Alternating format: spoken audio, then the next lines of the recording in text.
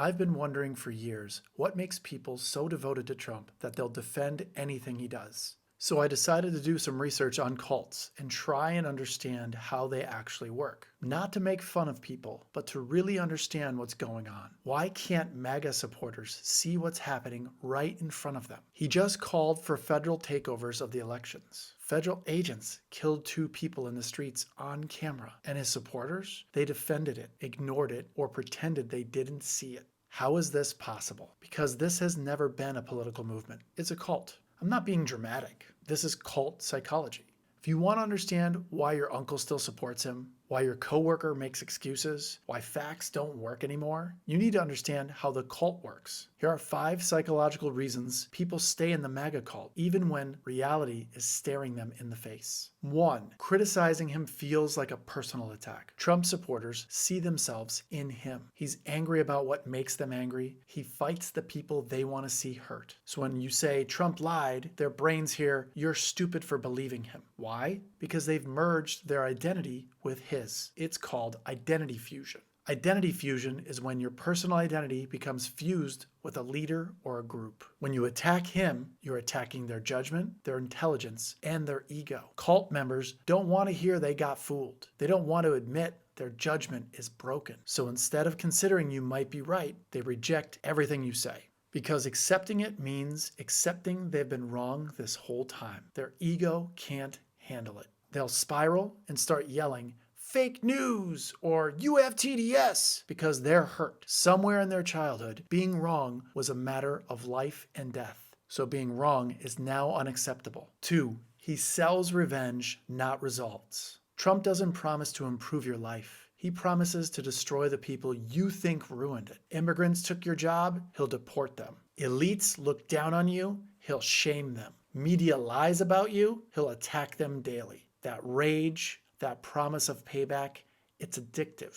They feel powerful and they don't want to give it up. They don't care if their healthcare gets fixed, as long as they're watching their enemies suffer. The cruelty is the point. For people who felt powerless their whole lives, watching someone else get hurt feels like winning. It's not about making their lives better. It's about making someone else's life worse. And as long as the right people are hurting, his supporters feel like they're winning. But here's where it gets darker. Federal agents killed 2 people in the streets, and Trump supporters either cheered or made excuses. They're Antifa, or they attacked us first, or play stupid games, win stupid prizes. Step by step, they've been trained to normalize violence against anyone labeled as the enemy. It started with words, turned to cruelty, and now actually killing gets justified. That's not politics. That's a cult teaching you to excuse the inexcusable. Results don't matter when revenge feels this good. And violence doesn't matter as long as it's against your enemy, which in this case is other Americans. 3, they only listen to sources that agree. Trump built an information fortress around his followers.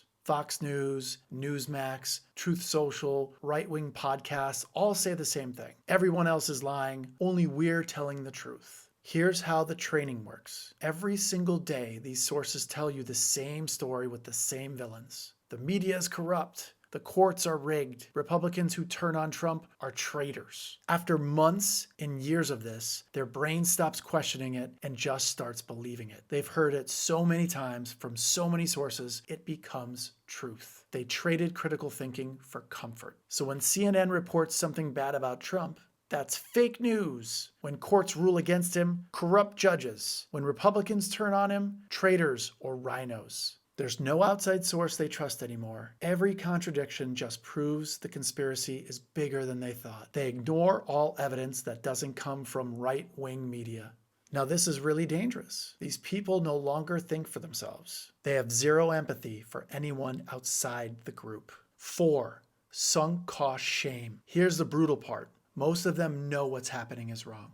They see the lies piling up. They see the chaos. They see things getting worse. But they've spent years defending it. They fought with family at Thanksgiving, lost friendships, wore the hat, went to the rallies. They told everyone who disagreed with them to f off. Now imagine admitting I was wrong about all of it. That's not just saying you made a mistake. That's saying you destroyed relationships for nothing. That you were the problem at every family dinner. That you were the asshole. That's sunk cost shame. It's the weight of everything you invested in for years, all instantly turning into one big lie. MAGA can't handle that level of shame, so they don't. They dig in deeper instead, because doubling down feels better than looking in the mirror and hating what they see. The weight of shame is so painful to them, they stay the course. They would rather go down with the ship than face a lifetime of I told you so. 5. Leaving means losing everything. The biggest trap is community. Trump rallies aren't just political events. They're where his followers found their people. The friends who get it, the group chats, the watch parties, the shared enemies. For a lot of them, it's the first time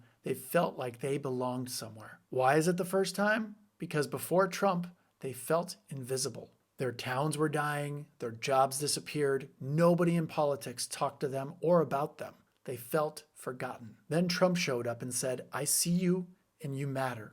And suddenly they have a community, a purpose, a tribe. So leaving Trump doesn't just mean changing your vote. It means losing your friends, your community, your purpose. It means going back to being alone and invisible. And that's terrifying to them. So they stay. Not because every lie makes sense, but because staying means keeping the only place they felt like they matter. This is how cults work. They isolate you, give you an enemy, make you dependent, and convince you that leaving means losing everything. Some of these people know what's happening is wrong. They see it. They just can't admit it because admitting it means everyone gets to say, we told you so, for the rest of their lives. They're more scared of being wrong publicly than they are of what Trump's actually doing. Their entire identity is wrapped up in not being a sucker, not being the fool. And most of them have never felt important before, never had a voice, never mattered. Trump made them feel powerful for the first time in their lives. But here's the thing about the power they found. It's just cruelty and violence. So yeah, they know federal agents killed people. They know he's trying to steal the election. But their pride matters more to them than doing the right thing.